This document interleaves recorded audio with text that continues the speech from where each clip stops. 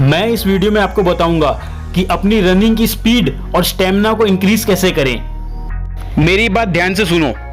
आपका स्टेमिना तो मैं बढ़ा ही दूंगा, खाली स्टेमिना नहीं बढ़ाऊंगा, स्पीड इतनी कर दूंगा कि जब दौड़ के जाओगे तो लगेगा कोई चीता दौड़ के आया है। पर मेरी दो शर्त है। पहली शर्त कि एक दिन में कुछ भी हासिल नहीं होता है, और दूसरी शर्त स्टेमिना और स्पीड को बिल्डअप होने के अंदर, बॉडी को स्पीड और रनिंग के अंदर ढलने के अंदर थोड़ा समय लगता है, तो वो थोड़ा समय देना पड़ता है। लोगों को लगता है कि रनिंग करने के लिए सुबह उठो, जूते पहनो और बस दौड़ पड़ो। इससे न तो उनकी स्टेमिना इंक्रीज होता है, न उनकी स्पीड इंक्रीज होती है। न तो वो लोग डाइट के ऊपर ध्यान देते हैं, न रनिंग के पोस्चर के ऊपर ध्यान देते हैं, न रनिंग में ब्रीदिंग टेक्निक के ऊपर ध्यान देते हैं।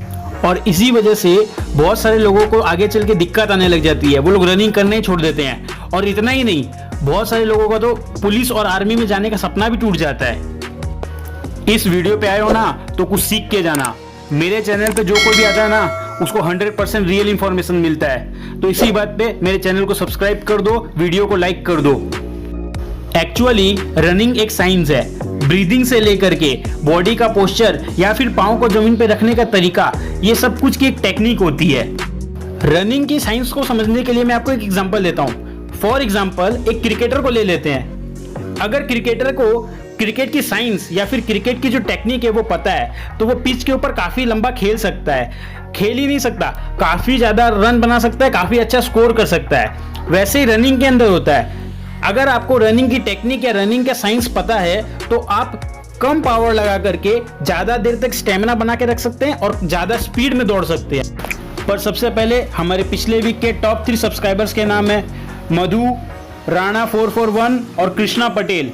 आप तीनों मुझे इंस्टाग्राम पे डीएम करें।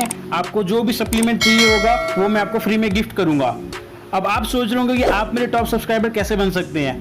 इस वीडियो में आप सब्सक्राइब कर लें, लाइक कर दें और मेरी वीडियोस को पूरी देखें और शेयर करें। तो अब बात करते हैं रनिंग के सबसे इंपॉर्टेंट एस्पेक्ट के ऊपर, जो कि है रनिंग का पोस्चर। अगर आपका पोस्चर सही हो जाएगा तो ऑटोमेटिकली आपका रनिंग का स्पीड और स्टेमिना इंक्रीज हो जाएगा।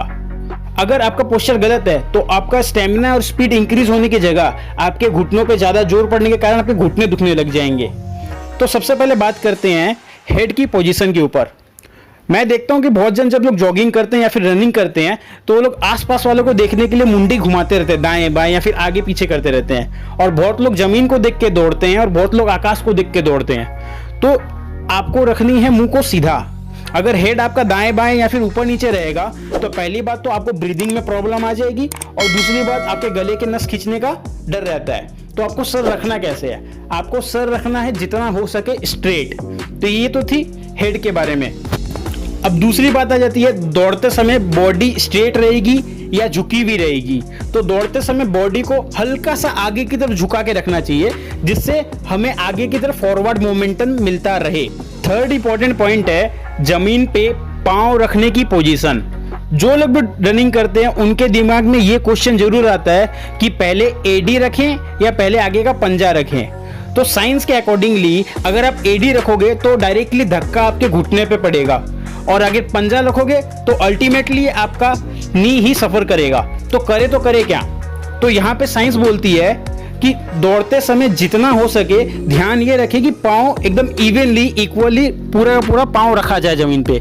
इससे क्या होगा कि जो प्रेशर पड़ेगा वो आपकी बॉडी के अंदर कंप्लीटली इवनली डिस्ट्रीब्यूट हो जाएगा। फोर्थ पॉइंट आता है ब्रीदिंग। स्टेमिना इंक्रीज करने के लिए ब्रीदिंग पे कंट्रोल होना बहुत जरूरी है। मेरा आपसे एक सवाल है, आप थकते कब हो? दौड़ने से या फिर सांस के टूटने से? ऑब्वियस सी बात है, सांस के फूल जाने या फिर सांस के टूटने से। तो आपके मन में सवाल आता होगा कि दौड़ते समय मुंह से सांस ले या फिर नाक से सांस ले। तो सांस हमेशा नाक से लेनी है और नाक ही से छोड़नी है। बहुत लोग कहते हैं कि नाक से सांस लेते हैं और मुंह से छोड़ते हैं। ये नहीं करना है, नाक से ही सांस लेनी है और नाक से ही छोड़नी है। इससे क्या होगा, आपका स्टेमिना 10 टाइम्स इंक्रीज हो जाएगा। अब बात आती है रनिंग की स्पीड इंक्रीज करने की। अगर रनिंग की स्पीड इंक्रीज करनी है तो आपके 11 नंबर की गाड़ी के अंदर पेट्रोल और इंजन बढ़िया होना चाहिए। मेरे कहने का मतलब है आपकी टांगे मजबूत होनी चाहिए। जिसकी जितनी मजबूत टांगे होती है वो उतनी ज़्यादा गति से दौड़ सकता है। तो अपनी लेग्स को स्ट्रॉन्ग करने के लिए आपको लेग का वर्कआउट वीक में 3 दिन करना पड़ेगा। मतलब आपको वीक में 3 ठो लेग डे होने चाहिए। और हाँ, हर लेग डे के बाद 1 दिन लेग को ऑफ देना, जिससे कि उसकी मसल रिकवरी हो सके। ठीक है, अब रनिंग से जुड़े हुए कुछ डाउट्स क्लियर कर देता हूँ। रनिंग करने से पहले कितना पानी पीना चाहिए? रनिंग करने से पहले 1 से 2 घूंट पानी ही पीना चाहिए। अगर बेसी पानी पियोगे तो उल्टी होने का खतरा रहता है। दूसरा, रनिंग करने से पहले क्या खाएं कि स्ट्रेंथ और स्टेमिना बना रहे? तो रनिंग करने से पहले आप 2 केले खा सकते हैं, उससे आपको काफ़ी ज़्यादा स्ट्रेंथ मिल जाएगी और स्टेमिना भी काफ़ी अच्छा बन जाएगा। तो ये थी आज की वीडियो, और इसके बाद आपको ये वाली वीडियो देखनी है। जय हिंद, वंदे मातरम।